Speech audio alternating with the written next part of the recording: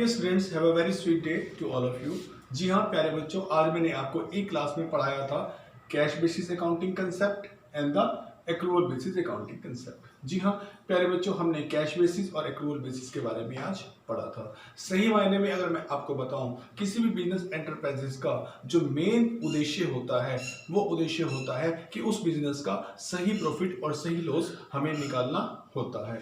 जी हाँ, हम चाहते हैं कि किसी भी बिजनेस का सही प्रॉफिट और सही लॉस निकाले, लेकिन बिजनेस की क्योंकि नेचर अलग अलग हो सकती है, इसीलिए हमें दो कंसेप्ट्स को हमें पढ़ना है और इन दोनों की डीप स्टडी के बाद ही हम ये डिसाइड कर सकते हैं कि किस प्रकार के प्रोफेशन में, किस प्रकार के बिजनेस एंटरप्राइजेस में कौन सा मेथड जो है वो ज्यादा उपयुक्त है और किसको अडॉप्ट किया जाए और जो as per income tax law के अनुसार जो है वो वैलिड भी माना जाए। प्यारे बच्चों, आज मैं इनका डिफरेंस कराने वाला हूं क्योंकि डिटेल स्टडी मेरिट डीमेरिट में आपको करा चुका हूं। आज हम पढ़ने वाले हैं difference between the cash basis and versus accrual basis. जी हाँ प्यारे बच्चों, पहला जो डिफरेंस मैं आपको बताने जा रहा हूं, recording of cash and credit transaction. इसके अंदर कैश और क्रेडिट ट्रांजेक्शन की रिकॉर्डिंग कैसे होती है। अगर मैं कैश बेसिस ऑफ अकाउंटिंग की बात करूं तो इस बेस के अनुसार the basis records only the cash transaction. इसने सिर्फ कैश ट्रांजेक्शन को ही रिकॉर्ड करना है, जबकि ये जो उससे विस्तृत है थोड़ा सा, ये कैश और क्रेडिट दोनों प्रकार के ट्रांजेक्शन्स को रिकॉर्ड कर सकता है। बच्चों दोबारा सुनिए, पहला डिफरेंस है कि इसमें कौन कौन से जो है ट्रांजेक्शन रिकॉर्ड होंगे। इसमें केवल कैश के ट्रांजेक्शन रिकॉर्ड होंगे, कैश रिसीव होगा या कैश पेड होगा तो वो यहाँ रिकॉर्ड होगा। जी हाँ, यहाँ पर जो है कैश और क्रेडिट दोनों ही कंसेप्ट को, दोनों ही ट्रांजैक्शंस को नोट किया जाएगा। तो ये इनका पहला डिफरेंस है। जी हाँ, दूसरा डिफरेंस है timing of recording of incomes. Income कब आई हुई मानी जाएगी।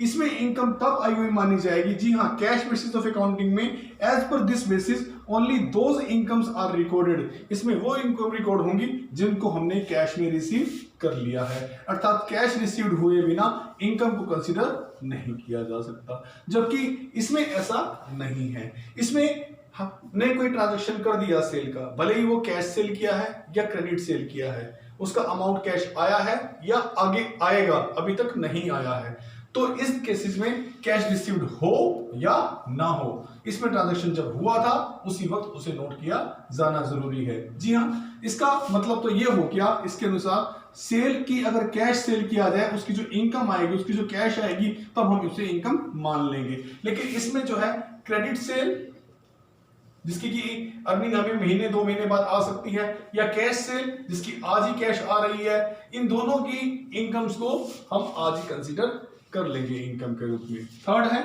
Timing of recording expenses.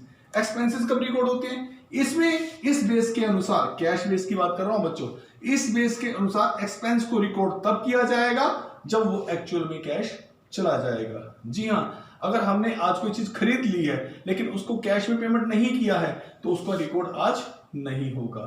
जी हाँ बच्चों, लेकिन इस वाले कंसेप्ट में, एक्रूअल कंसेप्ट में, जब हमने कोई एक चीज खरीद ली है, चाहे वो क्रेडिट में खरीदी है, क्रेडिट परचेज है, चाहे कैश परचेज है, ठीक है, इसमें कैश परचेज ही नोट होंगे बेटा, लेकिन इसमें क्रेडिट और कैश दोनों परचेज नोट होंगे। अर्थात क्रेडिट जब परचेज करोगे तो पेमेंट आज नहीं दोगे, आगे फ्यूचर में दोगे।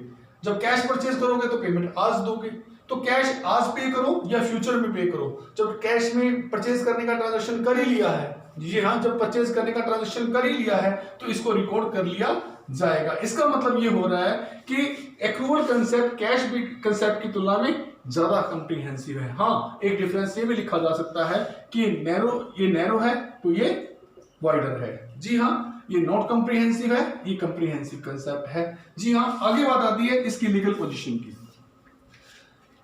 जो कैश बेसिस ऑफ अकाउंटिंग है, this basis of accounting not recognised by the company act 2013। जी, कंपनी एक्ट 2013 इसको रिकॉग्नाइज नहीं करता, अर्थात इसका अप्रूवल नहीं देता है। जी हाँ, दूसरा, क्या इसको अप्रूवल है। जी हाँ, क्योंकि इसमें उन सभी चीजों को cash, credit sale, cash sale, credit sale, cash purchase, credit purchase, prepaid expenses, outstanding, accrual, in advance received income, इन सबको नोट कर लिया जाता है। तो इसमें ट्रू प्रॉफिट और ट्रू लॉस को निकाला जा सकता है। तो बेटा इसको कंपनी एक्ट 2013 अप्रूवल देता है। अगले क्वेश्चन पे, अगले पॉइंट पे चलते हैं। Ascertainment of correct profit and loss, सही प्रॉफिट एंड लॉस कौन सा मेथड निकाल सकता है? जब आपने डिटेल स्टडी कर ही ली है, इतनी डिस्कशन हम कर ही चुके हैं कि ये जब आधा अधूरा है, केवल कैश की चीजों को नोट करता है, बाकी चीजों को नोट नहीं करता है, तो ये कभी ट्रू प्रॉफिट और ट्रू लॉस जो है वो असर्टेन कर ही नहीं पाएगा। इसमें ट्रू प्रॉफिट और ट्रू लॉस असर्टेन नहीं होता है, does not ascertain the true profit and loss of the business. जी हाँ, प्रोफेशन ऑक्यूपेशन में सही प्रॉफिट और लॉस नहीं पता चलता है, लेकिन यहां पर जो है हम सही प्रॉफिट और सही लॉस का पता कर सकते हैं, क्योंकि यहां हर आइटम इंक्लूड है, इवन वो प्रीपेड है, एक्रूड है, एडवांस है, या जैसी भी है, अनअर्नेड है, वो सारी इंक्लूड है। इसीलिए यहां पर सही मायने में बिजनेस की ट्रू प्रॉफिट और ट्रू लॉस को निकाला जा सकता है।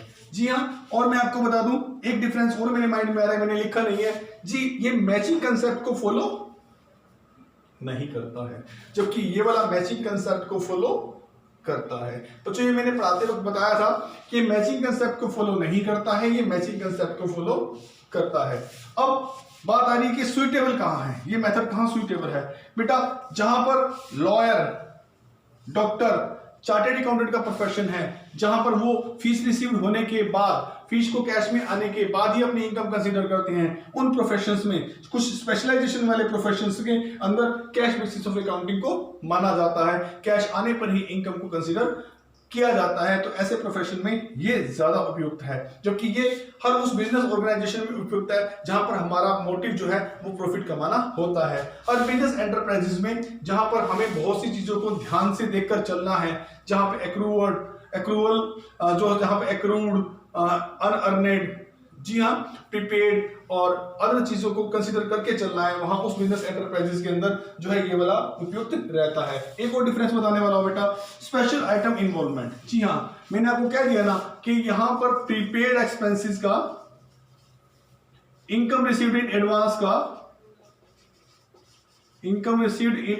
का, बेटा एक्रूड इनकम का, ठीक है, और अनअर्नेड जो भी आपको मैं बता रहा हूं, इन सभी आइटम्स का इस कैश बेसिस में कोई स्थान नहीं होता, इन्हें रिकॉर्ड में नहीं बनाया जाता। जबकि एक्रूअल बेस में प्रीपेड एक्सपेंसेस का, आउटस्टैंडिंग का, इनकम रिसीव्ड इन एडवांस का या प्रीपेड एक्सपेंसेस का जो है वो पूरा ट्रीटमेंट किया जाता है।